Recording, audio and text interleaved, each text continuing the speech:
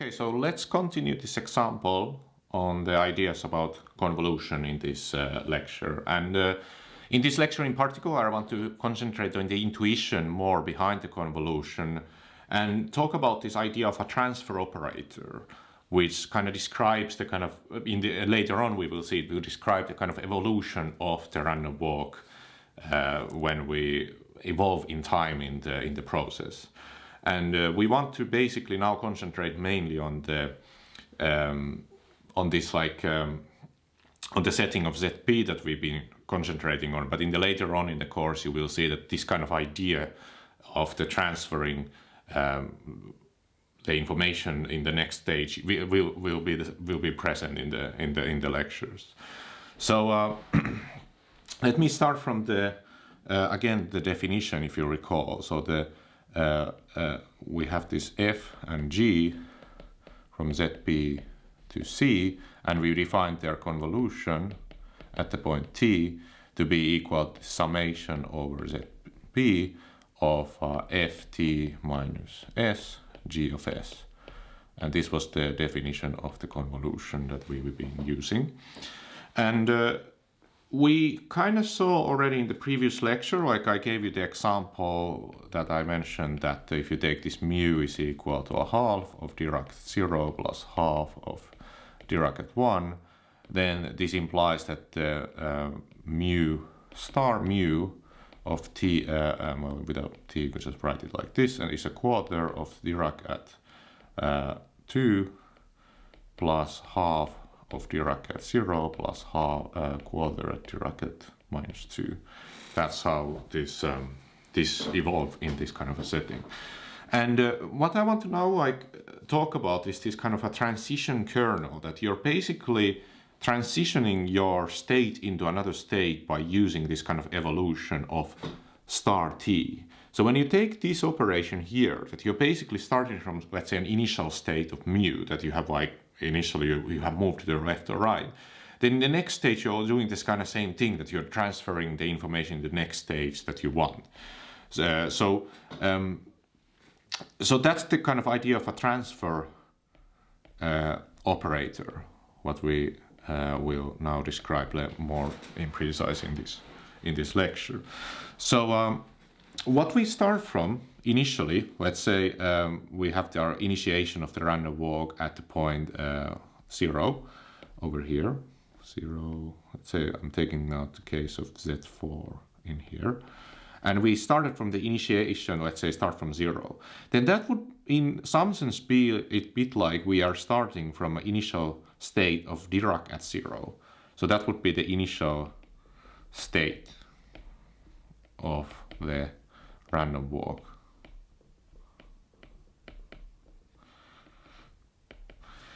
And then what we start to do then is that we start to apply, let's say, the transformation of the moving left or to the right. So this actually moving this to the right is basically applying this convolution of mu, and we get the new state at this point. And if you actually compute this, you can actually compute this at this state here. This is actually equal to just the mu, because I mean, if you take the Dirac mass at 0 and you convolve at the point t, then just by the definition of S in ZP of the Dirac 0 of t minus S of mu at the point S, you will just see that this is actually the only place where this is equal to S is when S is equal to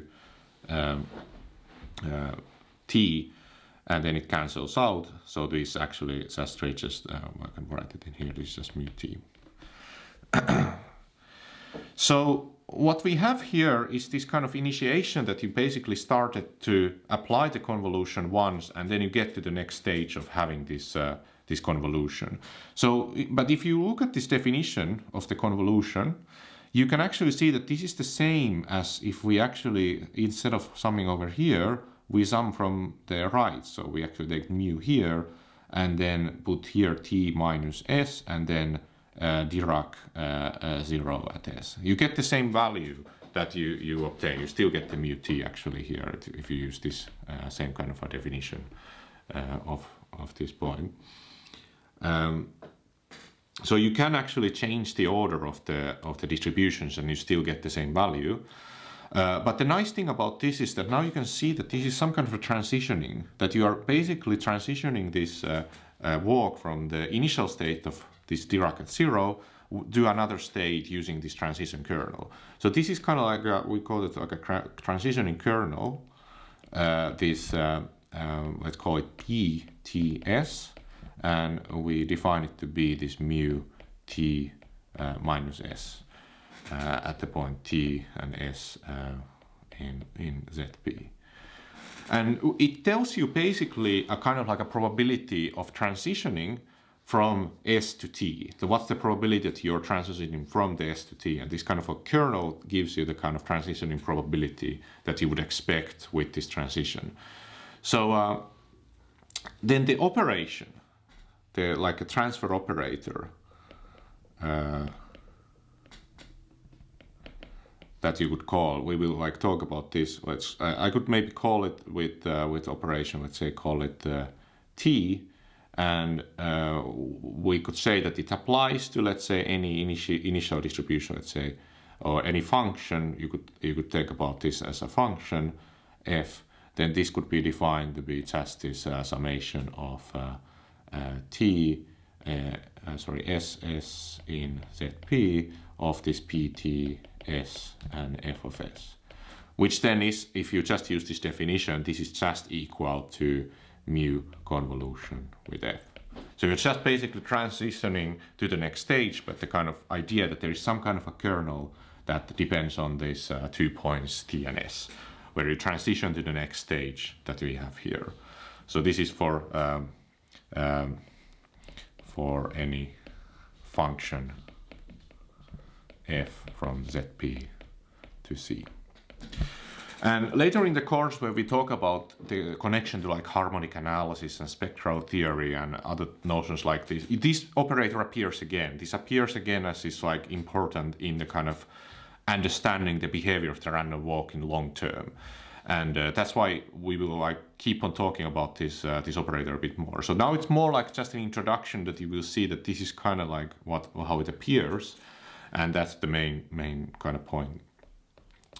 So I will come back to this notion of transfer operator later, but this is just to like maybe give you the beginning, like how this appears from the notion of convolution.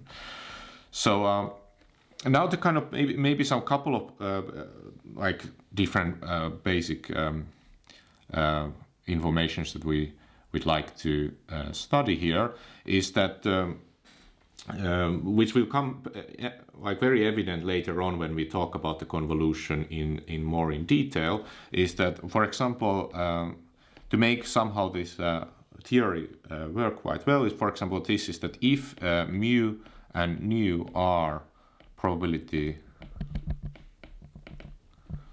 distributions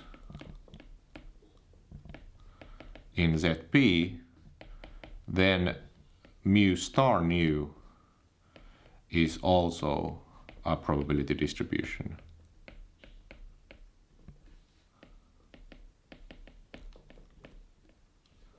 In ZP.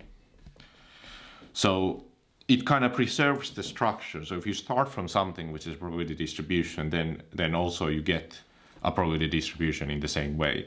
So thus, if you take this transfer operator that I just talked about, and you start from a probability distribution mu, it is also a probability distribution.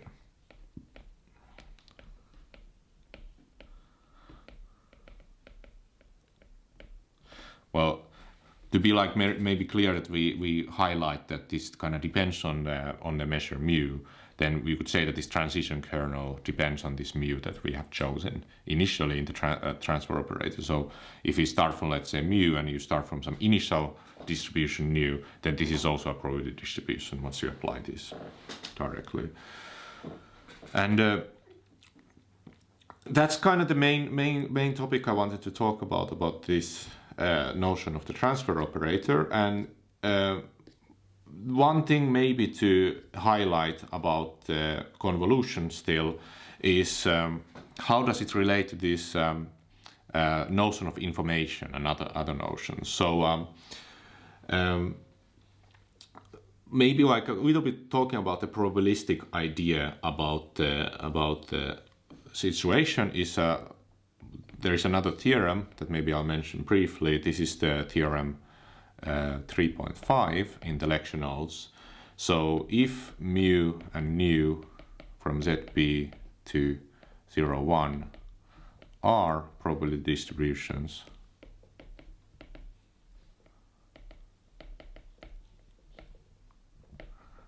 then the entropy of H mu star nu, so if we take the entropy of two of these probability distributions, it grows, it has to grow. And H mu, and this is the maximum of H nu. And this is just something that it's kind of, you can see it from the, again, from the properties of the entropy. So I might put this as an exercise actually to check this property. But what really important thing to get out of this property, you can see that basically if you start to apply the convolution to some initial distribution, the entropy has to grow. So if you think about the kind of like entropy would be growing into the maximal state eventually, or something that when the time grows. This is a bit like the idea of second law of thermodynamics for the entropy, that you're basically applying some iteration and you're ending up to something which is even more uniform, hopefully. And here, basically, the entropy has to grow at least the amount that you have already gained from this property. So thus, for example, if you take the transfer operator, what I talked about, and apply it to some distribution, let's take the entropy of the transfer operator mu.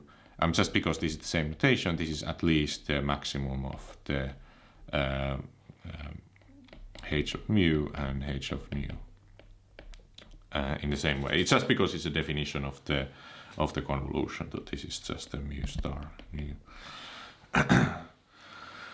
So later on we will see that this will be important once you start iterating this. So for example, if we take h, let's say t squared mu of nu, like this is, remember, this is basically t mu of nu, so this is mu star nu, then this has to grow again, like somehow like this has to be at least the maximum of the entropy of mu star mu, and then the entropy of nu, that's by the definition, and then again this has to be at least the maximum of h of mu, h of nu.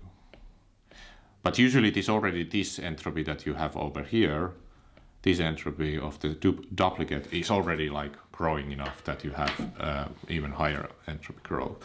So you will see that somehow the iteration, there's even more chance it to be growing. So we will later on see that depending on which mu we choose, like for example the mu that we have chosen here with this example earlier, this half Dirac 0 at 0 and Dirac at 1. Sorry, I think this was supposed to be, I just noticed that this should be -1.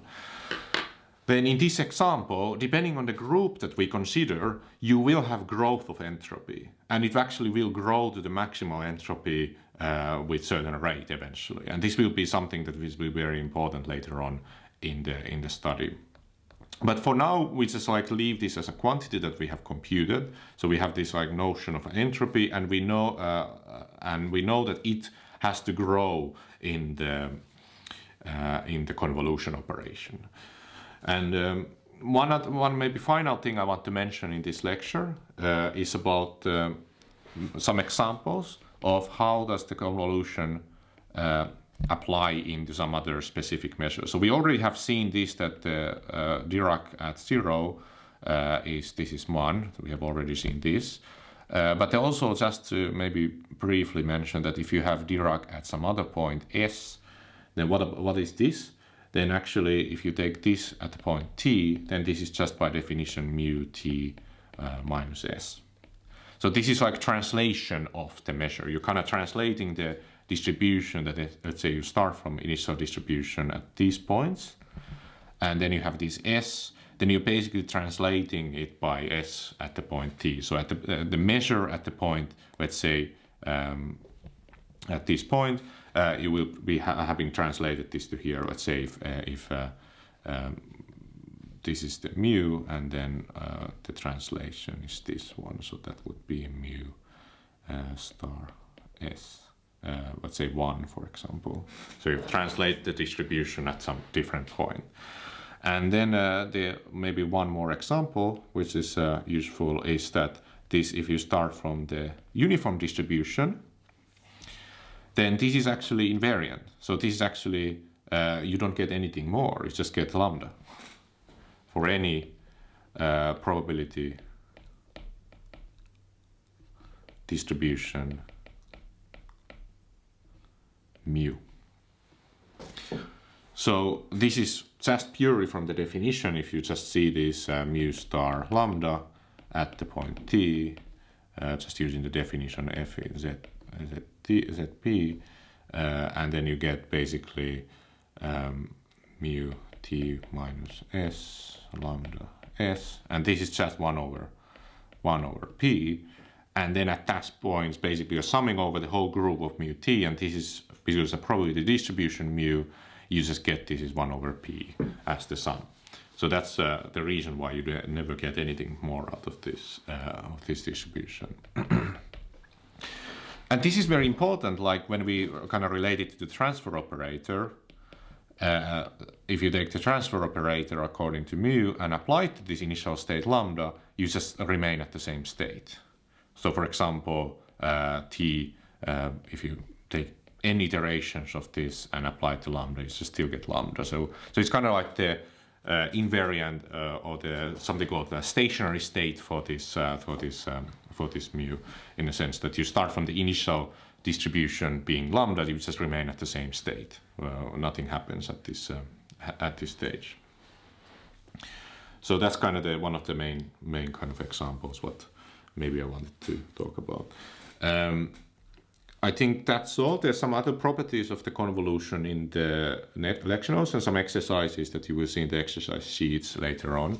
And for example, like how does the entropy grow in convolution? It actually has upper bounds as well for its growth, and some other properties about the transfer operator. Okay, so that's all. Thanks.